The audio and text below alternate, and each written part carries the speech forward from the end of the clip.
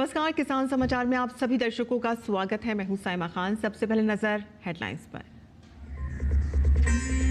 केंद्रीय कृषि मंत्री ने की ICAR केंद्रीय कृषि अभियांत्रिकी संस्थान भोपाल के कामकाज की समीक्षा।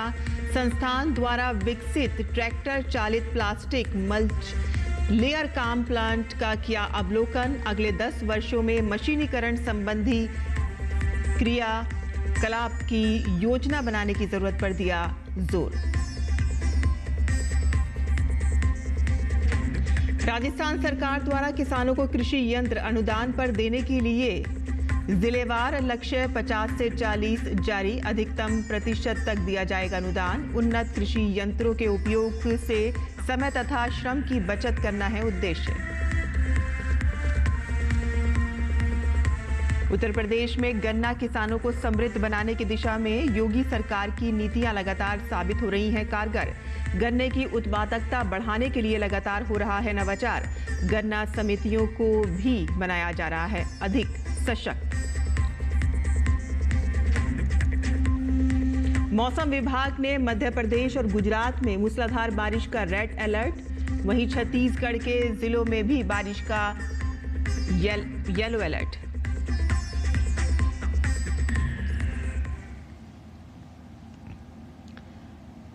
और अब समाचार विस्तार से।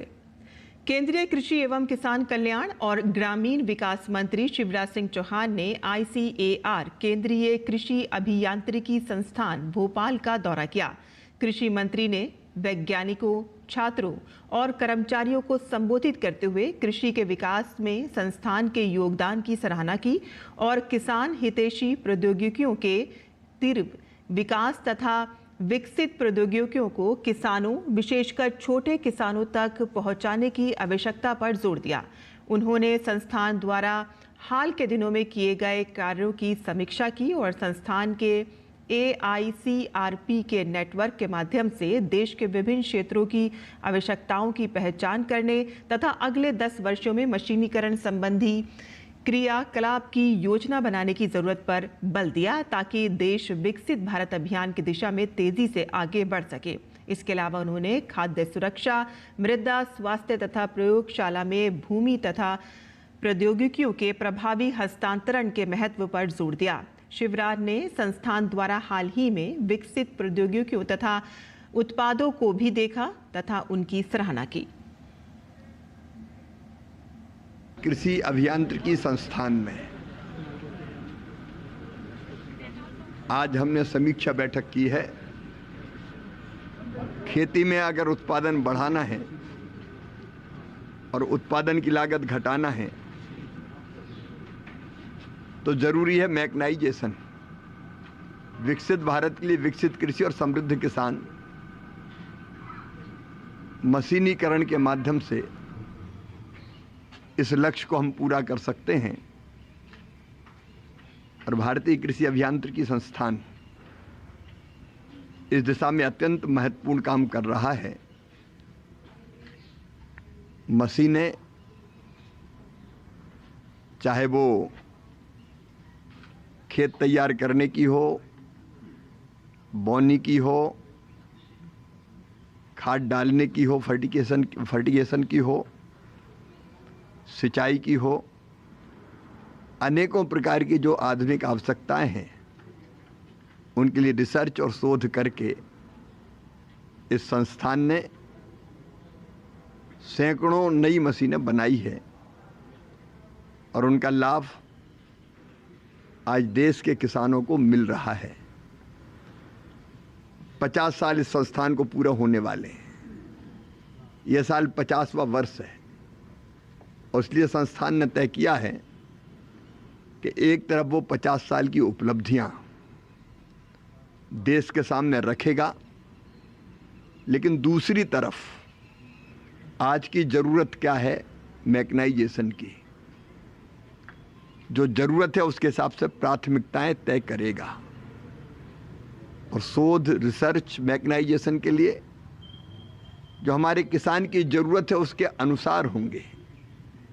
भारत में जोत के आकार छोटे छोटे हैं, लैंड होल्डिंग कम है, इसलिए कम लैंड होल्डिंग में किस तरह की मशीनें आएं जिनका उपयोग छोटे किसान भी कर सकें, उस पर आज की बैठक में बल दिया गया है। और आने वाले 10 साल के टारगेट हमारा अभियांत्रिकी संस्थान अब तय करने वाला है। अब पशु चालित मशीनों के बजाय छोटी मशीनें कैसे बैटरी चालित हो या सोलर के आधार पर चलें, उस पर काम करने की आवश्यकता पर आज की बैठक में बल दिया गया है। और फसलों का उत्पादन बढ़ाने के साथ ही किसानों की आमदनी बढ़ाने के लिए सरकार की आधुनिक तकनीकों को बढ़ावा दे रही है, जिससे किसानों की आमदनी भी बढ़ाई जा सके। और इसके लिए सरकार द्वारा किसानों को विभिन्न कृषि यंत्र अनुदान पर उपलब्ध कराए जा रहे हैं। इसी कड़ी में राजस्थान सरकार द्वारा किसानों को कृषि यंत्र अनुदान पर देने के लिए जिलेवार लक्ष्य जारी कर दिए गए हैं। इसका उद्देश्य उन्नत कृषि यंत्रों के उपयोग से समय तथा श्रम की बचत करना है। अनुमोदित कृषि यंत्रों को क्रय करने पर कृषकों की श्रेणी के अनुसार अधिकतम 40 से 50% का अनुदान दिया जाएगा। सरकार द्वारा योजना का लाभ लेने के लिए पात्रता निर्धारित की गई है। सरकार द्वारा जारी किए गए दिशा निर्देश के अनुसार कृषि यंत्र अनुदान पर लेने के लिए किसान के पास स्वयं के नाम से कृषि भूमि होनी चाहिए और इसके अलावा अविभाजित परिवार की स्थिति में राजस्व रिकॉर्ड में आवेदक का नाम होना आवश्यक है। ट्रैक्टर चलित कृषि यंत्र का अनुदान प्राप्त करने के लिए ट्रैक्टर का रजिस्ट्रेशन आवेदक के नाम से होना चाहिए। एक किसान को विभाग की किसी भी योजना में एक प्रकार के कृषि यंत्र पर 3 वर्ष की काल अवधि में केवल एक बार ही अनुदान देय होगा। एक किसान को एक वित्तीय वर्ष में केवल एक ही कृषि यंत्र पर किसी भी योजना में अनुदान दिया जा सकेगा। राज किसान पोर्टल पर प्राप्त आवेदनों का रेंडमाइजेशन उपरांत ऑनलाइन वरीयता क्रम के आधार पर निस्तारण किया जाएगा।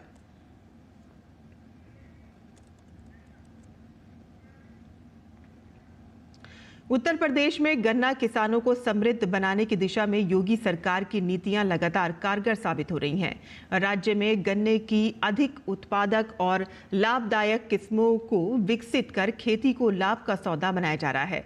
उत्तर प्रदेश गन्ना शोध परिषद की ओर से जलवायु के अनुकूल और रोगरोधी किस्में विकसित करने से किसानों की आमदनी में उल्लेखनीय वृद्धि हुई है। मुख्यमंत्री योगी आदित्यनाथ के निर्देश पर गन्ना समितियों को भी अधिक सशक्त बनाया जा रहा है ताकि किसानों को हर स्तर पर तकनीकी सहायता मिले, वर्षों के 10 मिल सके और प्रदेश में भीतर गन्ने की जलवायु आधारित किस्मों का विकास किया गया है। प्रमुख किस्में 59 प्रदेश में 28 उगाई जा रही हैं। इसमें से आपको बता दें कि मध्य पिछेती 31 अगेती और वर्तमान में काफ़ी सफलतापूर्वक प्रयोग की जा रही हैं। ये प्रयास किसानों को बेहतर उपज और लाभ देने में मददगार साबित हो रहे हैं और अब तक उत्कृष्ट किस्मों में 243 विकसित की जा चुकी हैं। ये किस्में गन्ना उद्योग के अनुरूप अत्यंत उपयोगी सिद्ध हुई हैं। ये प्रजातियां न केवल उत्पादन बढ़ाने में कारगर हैं बल्कि इनसे शुगर रिकवरी भी बेहतर हेक्टर में होती है। क्षेत्रफल में तैयार की गई प्रजनक बीज नर्सरी गन्ना किसानों के लिए वरदान साबित हो रही है। नर्सरी के माध्यम से किसानों को प्रमाणित और रोग रहित बीज उपलब्ध कराया जा रहा है, जिससे फसल की गुणवत्ता में इजाफा हो रहा है। और हरित ऊर्जा को बढ़ावा देने और वैकल्पिक सस्ते ईंधन व्यवस्था को सशक्त करने के लिए मोदी सरकार कंप्रेस्ड बायोगैस के उत्पादन में तेजी से काम कर रही है। कंप्रेस्ड बायोगैस एक नए तरह का ईंधन है जो प्राकृतिक गैस और CNG जैसे फ्यूल की तरह ही काम करता है, लेकिन इसकी खास बात यह है कि ये कंप्रेस्ड बायोगैस पराली, गोबर, गन्ना मिलों से निकलने वाले कचरे से बन रहा है और किसानों के लिए जैविक खाद का भी उत्पादन करता है। पश्चिमी उत्तर प्रदेश में एक ऐसे ही कंपोस्ट बायोगैस प्लांट से पेश है हमारे संवाददाता अनुज यादव की ये खास रिपोर्ट। जो मेरे पीछे आप तस्वीरों में देख रहे हैं, ये से गन्ने की मैली इसको बोलते हैं, जो चीनी बनती है शुगर मिल में, उसके बाद ये वेस्ट निकलता है और इसका कोई भी उपयोग नहीं होता। इसमें से जो हानिकारक गैस है, मीथेन गैस, वो निकलती हैं। ऐसे में इसको डंप करना एक बड़ी समस्या है। लेकिन अब हम कहें तो इससे स्वच्छ ईंधन बन रहा है, जिसको हम सीएनजी के रूप में और जो बाकी अपने वाहनों के उपयोग में होता है, कुकिंग गैस में जो पीएनजी है उसमें इसका इस्तेमाल होता है। बायोगैस के भविष्य को लेकर नवीन एवं नवीकरणीय ऊर्जा मंत्रालय और पेट्रोलियम एवं प्राकृतिक गैस मंत्रालय कंप्रेस्ड बायोगैस के उत्पादन पर निजी क्षेत्र के साथ मिलकर कार्य कर रहा है और रोजगार के नए अवसर पैदा कर रहा है। 2018 में भारत सरकार ने सतत योजना की शुरुआत की थी और इसके मद्देनज़र हमने जो अपनी ऑयल PSUs हैं, मार्केटिंग कंपनीज़ हैं, उनको ये कहा था कि जो कंप्रेस्ड बायोगैस प्लांट ओनर्स हैं उनसे LOI साइन करें और उनसे निर्धारित दाम पर CBG खरीदें। अब जब ये CBG प्लांट टेक्नोलॉजी आई है और भारत सरकार का इनिशिएटिव आया सतत, तो उस इनिशिएटिव के द्वारा इस वेस्ट जो मटेरियल था उसको किस तरीके से वेल्थ में कन्वर्ट कर सकते हैं, एक उसके लिए एक तरीका मिला। इस कंप्रेस्ड बायोगैस प्लांट की सबसे बड़ी खासियत यह है कि इससे न केवल पर्यावरण को फायदा होता है, बल्कि किसानों को अपनी बेकार समझी जाने वाली चीजों से भी मुनाफा मिलने लगा है।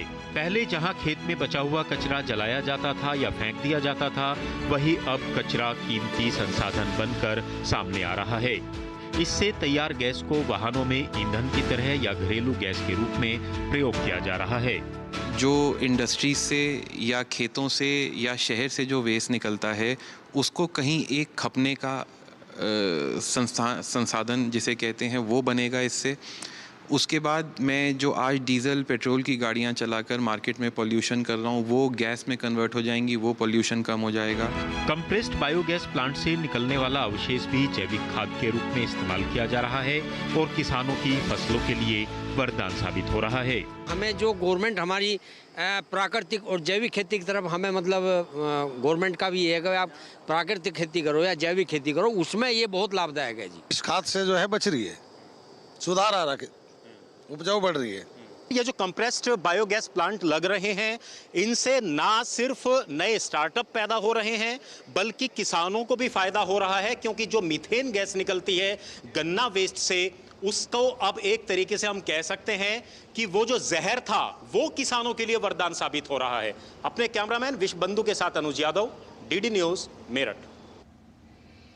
और सीएम फ्लाइंग टीम ने रविवार को हरियाणा के सिरसा जिले के गांव खेरेका में एक बायो फर्टिलाइजर फैक्ट्री में छापा मारकर कार्रवाई की। इस दौरान फैक्ट्री में एक्सपायरी प्रोडक्ट मिले और अनियमितताएं मिली हैं। सीएम फ्लाइंग टीम ने मौके से सैंपल भरे हैं, जिनको जांच के लिए भेज दिया गया है। बताया जा रहा है कि इससे पहले भी फैक्ट्री से लाया गया एक सैंपल फेल आ चुका है।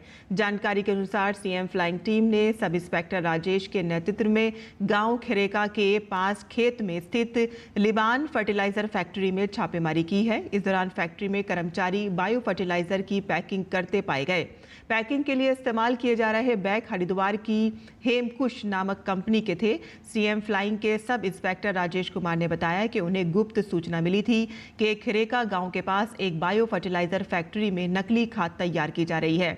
इस सूचना के आधार पर टीम ने ये कार्रवाई की है। मौके पर खाद की पैकिंग का काम चल रहा था। उन्होंने बताया कि बायो फर्टिलाइजर जो एक्सपायरी मिली है, जिन्हें सीज कर लिया गया है, कुछ प्रोडक्ट के सैंपल लिए जांच रिपोर्ट के बाद आगामी कार्रवाई की जाएगी। नकली खाद के इस रैकेट से किसानों को होने वाले नुकसान को रोकने के लिए प्रशासन ये कार्रवाई अहम मानी जा रही है। महाराष्ट्र के धुले जिले में शिरपुर तालुका में स्थित रोहिणी ग्राम पंचायत ने पूरे देश में अपना परचम लहराया है। 28वीं राष्ट्रीय ई गवर्नेंस कॉन्फ्रेंस में रोहिणी ग्राम पंचायत को स्वर्ण पुरस्कार से सम्मानित किया गया है। 100% आदिवासी गांव होने के बावजूद रोहिणी प्रौद्योगिकी संचालित ग्रामीण शासन के लिए एक राष्ट्रीय मॉडल के रूप में उभरा है। ये सम्मान न सिर्फ रोहिणी ग्राम पंचायत के लिए बल्कि पूरे धुले जिले और महाराष्ट्र राज्य के लिए गर्व का विषय है। धुले जिले के शिरपुर तालुका की रोहिणी ग्राम पंचायत, जो पूरी तरह से आदिवासी आबादी वाली पंचायत है, कोविड-19 के बाद से डिजिटलीकरण की मिसाल बन गई है। पहले यहाँ डिजिटल सुविधा कम थी, लेकिन कोविड-19 के बाद इस पंचायत ने एक नया रूप ले लिया है। यहाँ के लोगों ने ई ग्राम स्वराज पोर्टल की मदद से पंचायत की योजनाओं से लेकर सेवाओं तक डिजिटल बदलाव को संभव बनाया है। डिजिटल प्लेटफॉर्म कैसे तैयार किया जाए, इसके लिए हम लोग ने एक मीटिंग आयोजन किया और उस मीटिंग के तहत हम लोगों ने एक वेबसाइट तैयार करने के लिए निर्णय लिया। और आज वेबसाइट के चलते हमारे गांव में एक खुद की वेबसाइट है और जो लोगों को ग्राम पंचायत में आने की ज़रूरत नहीं पड़ती है और उनको जितने भी जो जन्म प्रमाण पत्र रहेगा, मूर्ति प्रमाण पत्र रहेगा या कर भरना रहेगा या कोई भी जो उनको आधार कार्ड दुरुस्ती के लिए रहेगा, उसके लिए भी हम लोग ने वहाँ पे एक ऑप्शन दिया है। रोहिणी ग्राम पंचायत ने अपने सभी प्रमुख सेवाओं को डिजिटलीकरण किया है। अब लोग सरकारी दफ्तर जाने के बजाय घर बैठे ऑनलाइन जन्म और मृत्यु प्रमाण पत्र जैसे जरूरी दस्तावेज व्हाट्सएप, ईमेल या नागरिक पोर्टल से प्राप्त कर सकते हैं। इससे समय की बचत तो हुई है और कागजी कार्रवाई भी कम हुई है। ग्राम panchayat level has its own exclusive website to avail more than 1,000 services end to end with one click at home.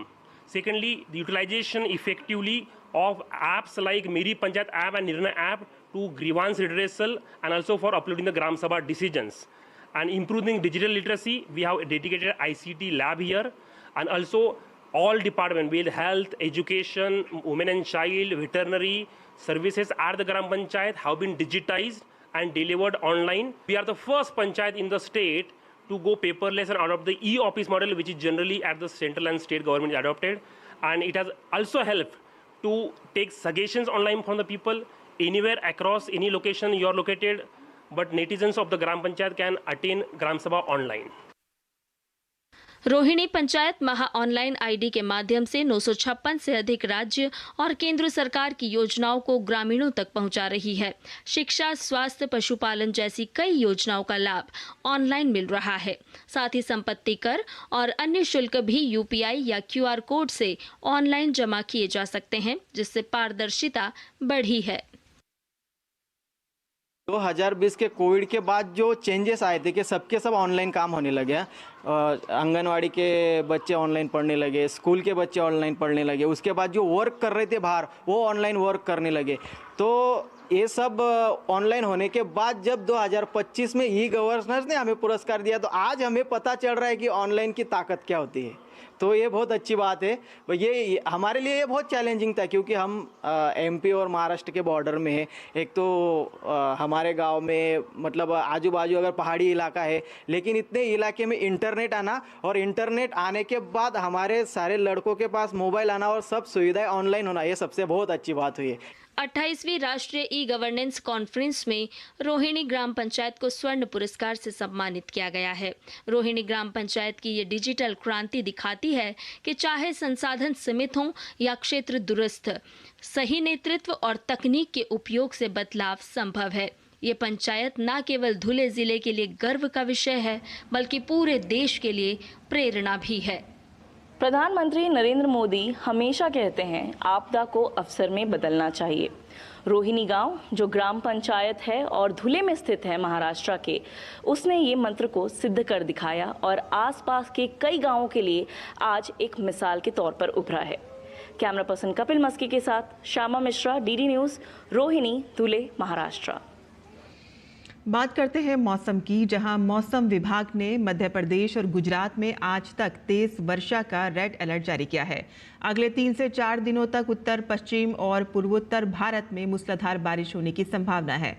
अगले 2 दिनों में राजस्थान, हरियाणा और दिल्ली के कुछ क्षेत्रों, पश्चिमी उत्तर प्रदेश, पंजाब, हिमाचल प्रदेश और जम्मू के बाकी हिस्सों में दक्षिण पश्चिम मानसून के आगे बढ़ने का अनुमान है। मौसम विभाग ने पश्चिम बंगाल के सभी जिलों में 27 जून तक तेज वर्षा होने का अनुमान व्यक्त किया है।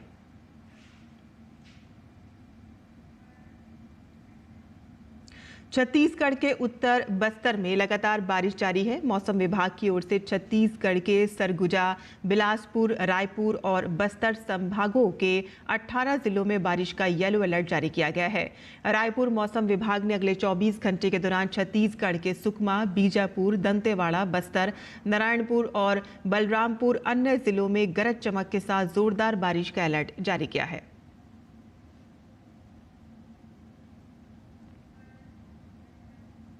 और अब बात करते हैं मौसमी खेती की। किसान इस मौसम में कैसे रखें अपनी खेती का ख्याल, आइए देखते हैं। नमस्कार, आप देख रहे हैं डीडी किसान। मैं हूं AI कृष और आज हम भारत के विभिन्न राज्यों में होने वाली खेती किसानी से संबंधित सलाहों के बारे में पूरी जानकारी देंगे। मौसम को ध्यान में रखते हुए आंध्र प्रदेश के उत्तरी तटीय क्षेत्र में धान की बुवाई जारी रखें। साथ ही यहां के किसान वर्षा आधारित क्षेत्र में गन्ने की बुवाई कर लें। आंध्र प्रदेश के किसान अभी के समय बाजरे की बुवाई भी कर सकते हैं।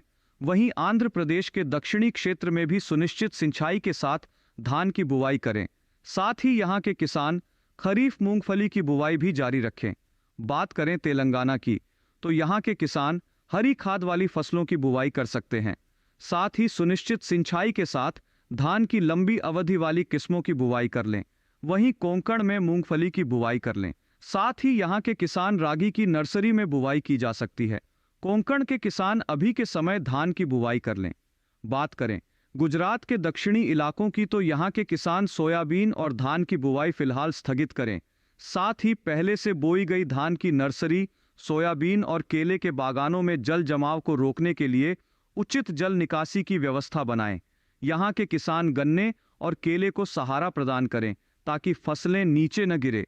वहीं सौराष्ट्र के किसान सब्जियों के खेत से अतिरिक्त पानी को बाहर निकाल दें ताकि उपज का नुकसान न हो। बात करें मध्य प्रदेश की, तो यहां के सतपुड़ा पहाड़ी क्षेत्र में परिपक्व मूंग और उड़द की कटाई कर लें। साथ ही प्राप्त उपज को सुरक्षित स्थान पर भंडारित करें। वहीं पूर्वी विदर्भ के किसान खरीफ धान की नर्सरी की बुवाई जारी रखें। इसी तरह कृषि और किसानों से जुड़ी हर महत्वपूर्ण जानकारी के लिए हमारे साथ जुड़े रहिए और देखते रहिए डीडी किसान। धन्यवाद।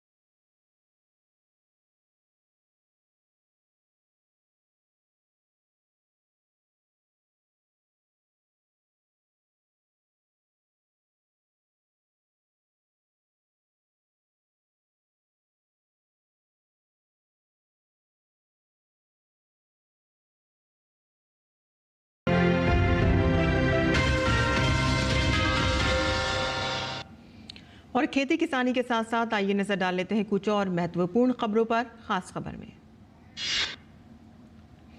ऑपरेशन सिंधु के तहत भारत सरकार लगातार संकट में फंसे भारतीय नागरिकों को सुरक्षित स्वदेश ला रही है, जिससे देश भर में परिवारों को राहत और भरोसा मिल रहा है। ऑपरेशन सिंधु भारत की तेज और निर्णायक कूटनीति का उदाहरण है। प्रधानमंत्री नरेंद्र मोदी ने डॉक्टर श्यामा प्रसाद मुखर्जी को उनके बलिदान दिवस पर नमन किया। पीएम ने एक्स पर लिखा कि डॉक्टर श्यामा प्रसाद मुखर्जी ने देश की अखंडता को अक्षुण्ण देने के लिए अतुल्य साहस और पुरुषार्थ का परिचय दिया। केंद्रीय गृह मंत्री अमित शाह ने जन नेता कर्नाटक केसरी जगन्नाथ राव जोशी की जयंती पर उन्हें नमन किया। अमित शाह ने कहा कि जगन्नाथ राव जोशी जी गोवा को भारत का अभिन्न अंग बनाने हेतु कठोर संघर्ष किया। छत्तीसगढ़ के बस्तर अंचल में नक्सलवाद के खात्मे के लिए सुरक्षा बलों ने कार्रवाई और भी तेज कर दी है। इस निर्णायक अभियान को ऑपरेशन मॉनसून नाम दिया गया है। इस ऑपरेशन के तहत अब बारिश के मौसम में भी सघन सर्च ऑपरेशन और सैन्य कार्रवाई बिना रुके जारी रहेगी। केंद्रीय मंत्री किरेन रिजिजू ने अरुणाचल प्रदेश के तवांग जिले में स्थित सेना के अग्रिम क्षेत्र स्थित कैंप में 2 दिन बिताए। तस्वीरें सोशल मीडिया साइट पर साझा करते हुए किरेन रिजिजू ने लिखा कि भारत की कठिन सीमा हमारे साहसी जवानों की वजह से सुरक्षित है। कोलकाता मेट्रो रेलवे ने पर्यावरण संरक्षण की दिशा में एक अहम कदम उठाते हुए अपने ट्रेनों में एक नई टिकाऊ ब्रेकिंग तकनीक रीजेनरेटिव ब्रेकिंग को अपनाया है। इस पहल से न सिर्फ बिजली की बचत हो रही है बल्कि कार्बन उत्सर्जन में भी काफी कमी आई है। असम के गुवाहाटी में स्थित मां कामख्या मंदिर में रविवार से अम्बुबाची महायोग जारी है। 4 दिवसीय मेले के दूसरे दिन बड़ी संख्या में श्रद्धालु कामख्या मंदिर में पूजा अर्चना करने पहुंचे। किसान समाचार में आज के लिए बस इतना ही। अनुमति दें। नमस्कार।